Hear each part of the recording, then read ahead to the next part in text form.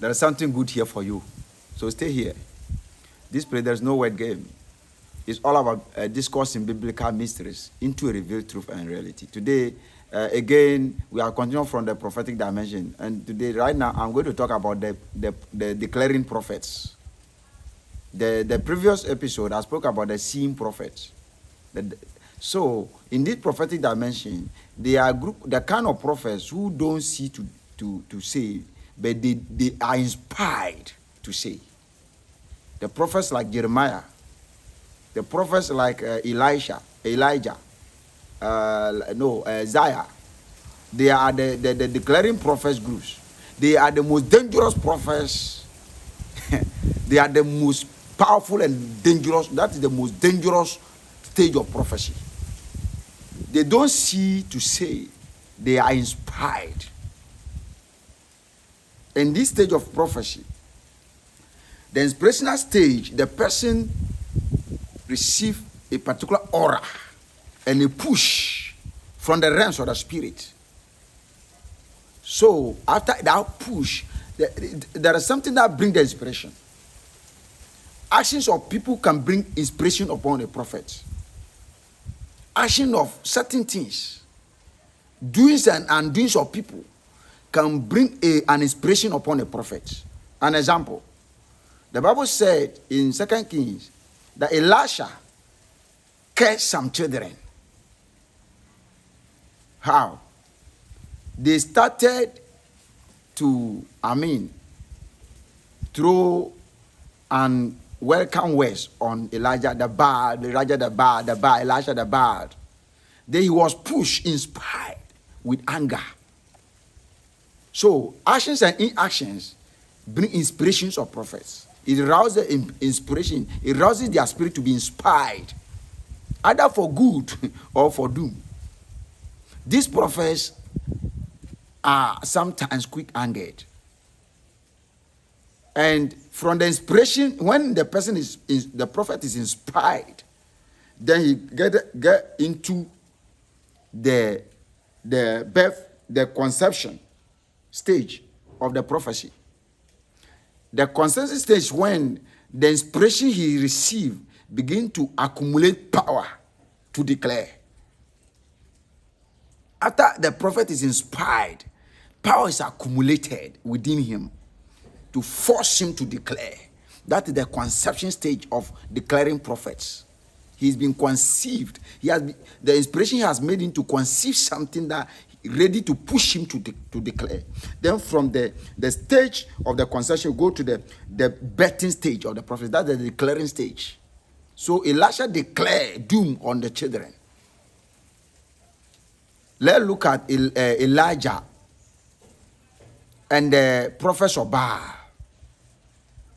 In 1 Kings chapter 18, the Bible said, he told them that let us do this to know who has a God.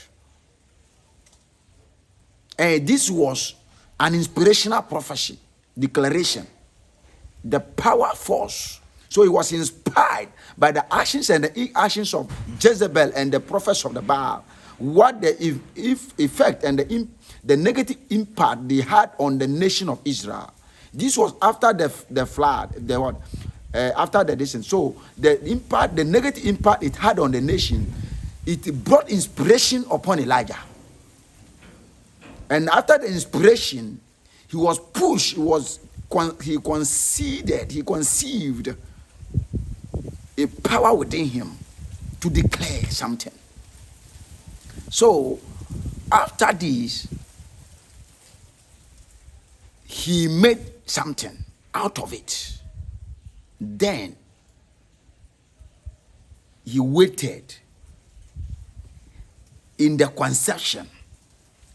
Arrangement was done. How? The Bible said the spirit of the prophet is subject to the prophet. The person can conceive, accumulate the force, but to declare it, the time belongs to him to arrange. He can do it instantly, he can wait. That is why the time to declare belongs to the prophet. not the spirit of prophecy, because the spirit that made him to prophesy is subject to him. So how to interpret things as a prophet is subject to you, your own timings and arrangements. So the arrangements were done, then the declaring time came, and he declared fire from heaven and showed the power of God and might of God. And this weakened the evil prophecy, realm and time and reign of Jezebel. It destroyed the evil prophecy reign of Jezebel. It ended the reign of evil prophecy of Baal, who took over Israel, who took over the kingdom of Israel.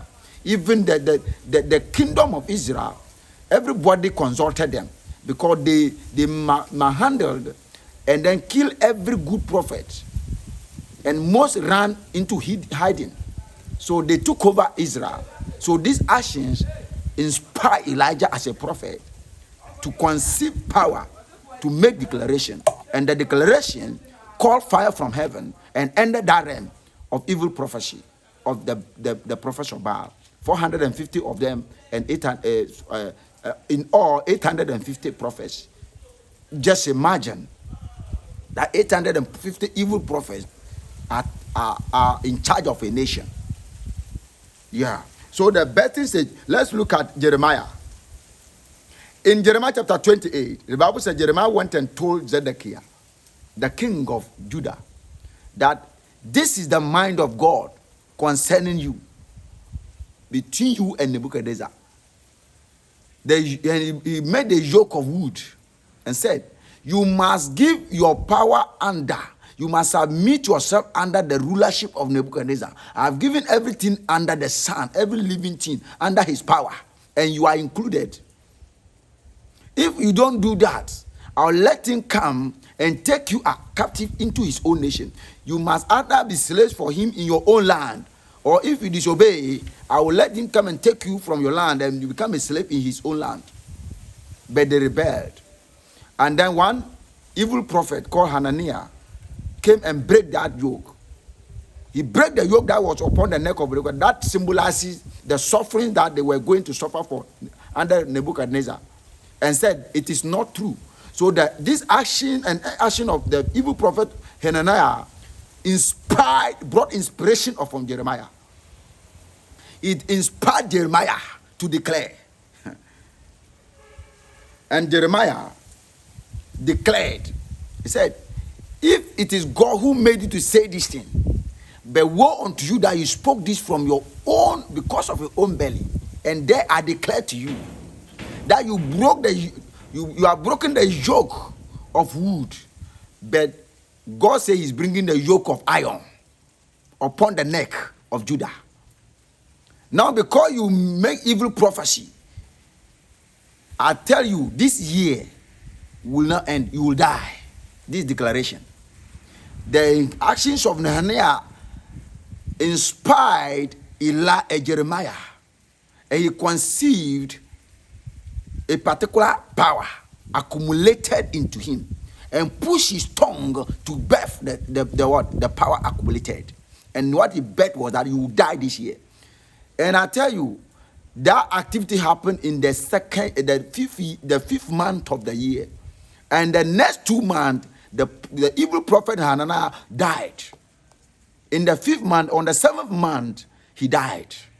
You can go to look at the last verse of Jeremiah chapter 28. So this is how it happens. This is how the declaring prophets, the weight they carry, the power and the aura that follows them. They are the most dangerous. That's the most dangerous area of prophets. They are most powerful, and they don't just speak.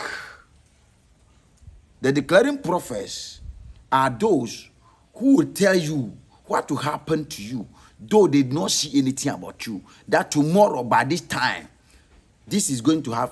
You are going to have this thing, and because they declared, it is going to happen. You can handle a good prophet well, and because he is happy, he has been inspired. Then he he's conceived joy, and he declared that joy upon your life. You can provoke a prophet by your actions, and he received anger, and he inspired with anger. He accumulate the anger force and declare it for you. So those people, the way you handle them, the Bible said, Elijah, they went and slept with a widow, a woman who has no child. And his servant came to tell him, this woman who has been treating us good has no child. Said, is that so? They called the woman, and it was so. He declared to him that by year next time I will visit here, you will handle a baby son. He didn't do anything, he just declared it.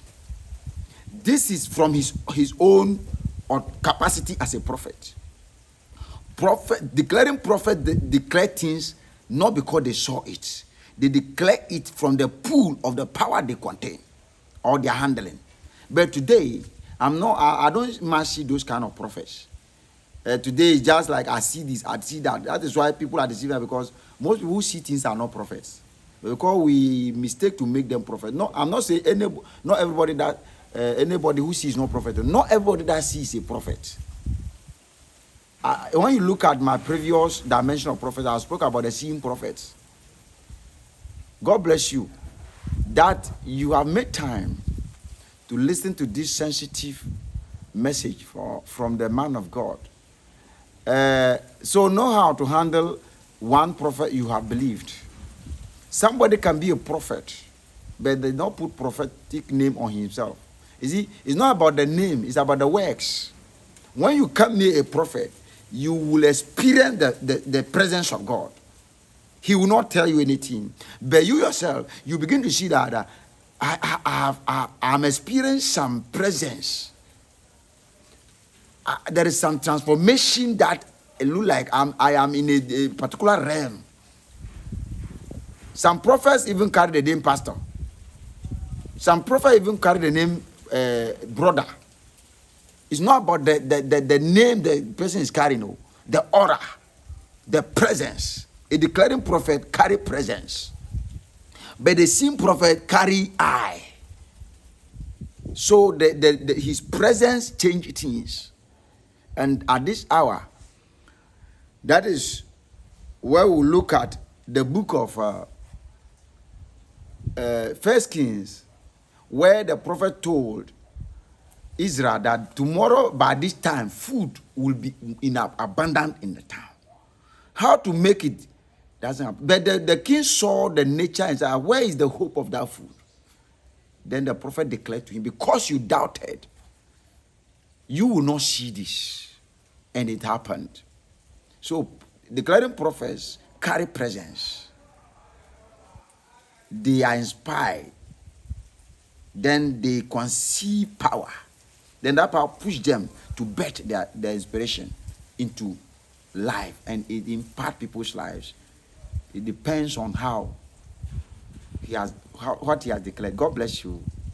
Don't forget to subscribe and share, for many people will need this. God bless you.